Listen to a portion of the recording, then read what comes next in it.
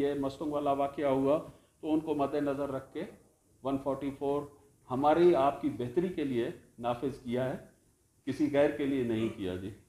इस पे बहुत पहले पाबंदी लगनी चाहिए थी, पासपोर्ट लाजमी करार देना चाहिए था गवर्नमेंट। अब इस पे ये लाजिम हो गया है जी, इसके सिवा कोई चारा नहीं है।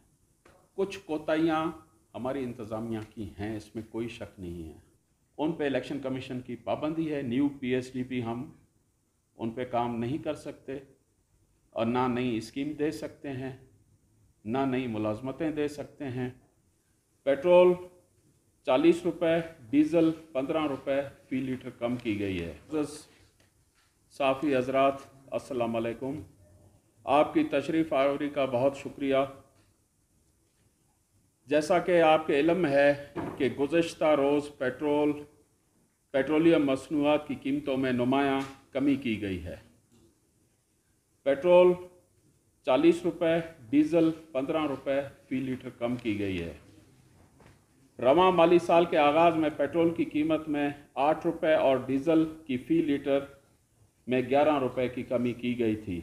इस तरह रवां माह पेट्रोल की कीमत 48 रुपये और डीज़ल की कीमत 23 रुपये फ़ी लीटर कम हुई है जी। मईशत के बेहतरी के लिए निगरान हुकूमत वफाकी हुकूमत ने अहम इक़दामात उठाए हैं।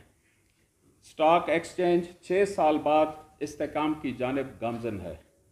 डॉलर की कीमत में कमी हो रही है। सोनी